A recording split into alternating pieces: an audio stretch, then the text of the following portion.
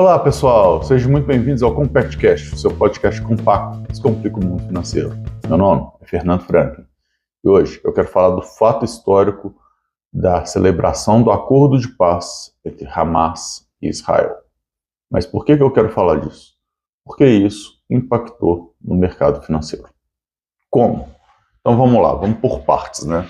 A gente tem alguns pontos aí que a gente olha e deveria ter impactado negativamente por fato de ter tido esse acordo, outros pontos que levam ao impacto positivo. O impacto positivo é obviamente porque você tem um mundo em paz, as negociações, tudo começa a melhorar e o foco continua aí para poder acontecer em outras coisas. Outro ponto que poderia ajudar para diversos setores seria o fato de que, com o Oriente Médio ali sem guerra, o preço do petróleo tende a dar uma reduzida.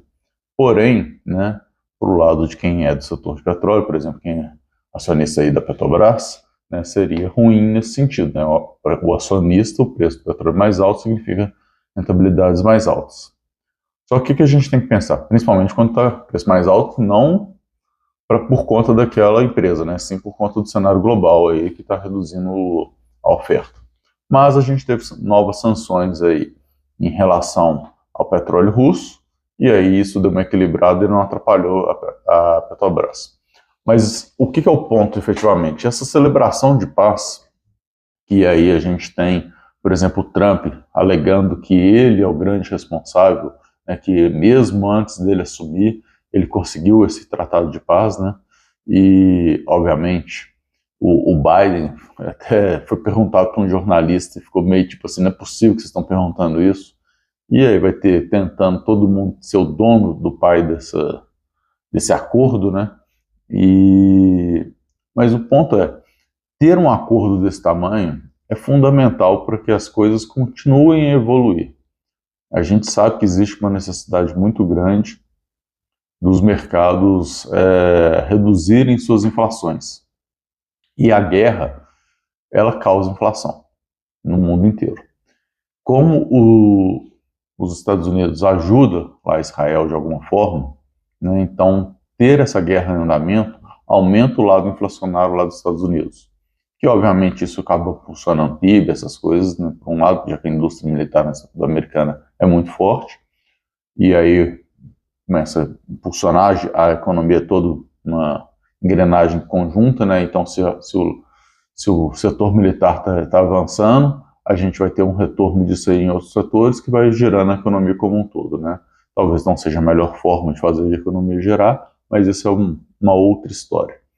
Mas o fato é que vai gerar economia. O ponto é, quando você reduz isso, né, você tem essa queda para um lado inflacionário, que ajuda aí sim a gente ter uma melhora também da economia pelo outro lado, né? Então, se uma coisa é ter um aumento da economia por volume, por aumento de negócios, etc., tudo mais, que faz o preço subir, o outro lado é você ter um aumento de negócios por conta dos preços estarem cada vez mais baixos, né? São situações diferentes, né? Então, é importante a gente ter essa separação, é um pouco confuso às vezes, mas no caso, quando você tem a guerra, você ativa um setor da economia que vai gerar ali receitas para o governo, né, e que vai gerar custos para o governo, gastos, e aquilo ali vai gerar a economia de uma forma, mas vai aumentar a inflação, é um cenário de inflação mais alta, e que a longo prazo isso é muito ruim,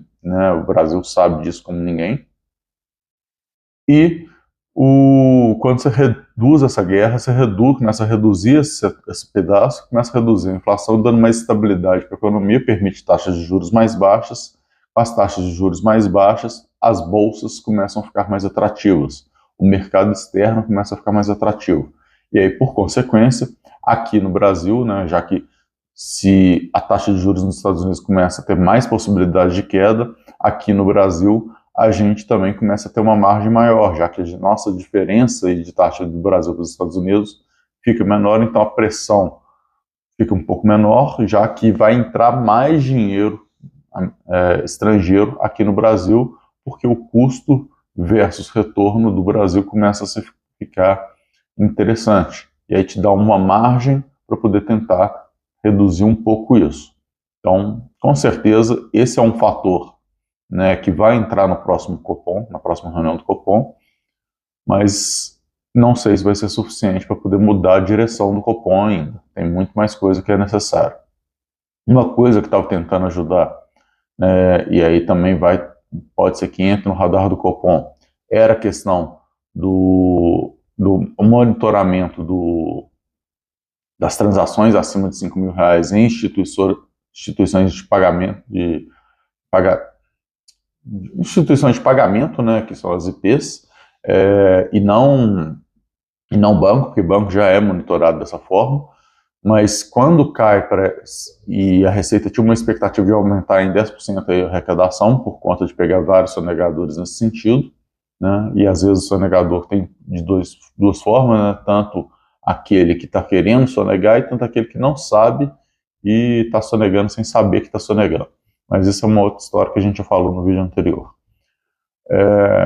E aí, com essa situação toda, né, a gente vai ter também esse ponto que deve ser levado em consideração no Copom, mas de forma geral a gente passa a ter um cenário global um pouco mais calmo e um pouco mais tranquilo, de forma que a gente tem esperanças de que os dias melhores vão chegar, né? Pensando em termos globais, obviamente, se melhora a entrada de capital estrangeiro no Brasil, porque lá fora ficou mais barato, vamos falar assim, vai melhorar aqui para o Brasil alguma coisa e a Bolsa, então, dá aquela subida, aquela respirada, e que isso é o que fez realmente essa grande alta nessa última quarta-feira.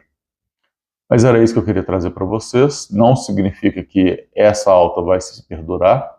Isso foi um fator que traz um certo otimismo, mas a gente precisa, acompanhando os próximos fatos, se surgir algo positivo, vai ter impacto, se não, vai ser complicado. Lembrando que, como eu estava falando, acho que eu não completei, né, a taxação aí em cima das instituições de pagamento das movimentações acima de R$ 5.000 para pessoa física e 15 mil para pessoa jurídica, seria, na verdade, um monitoramento e identificação das sonegações. E isso acabou sendo revogado de tanta informação que saiu meio truncada aí, né? Então, de tanta confusão e o medo que isso deu, estão revogando e vão tentar reescrever de uma outra maneira.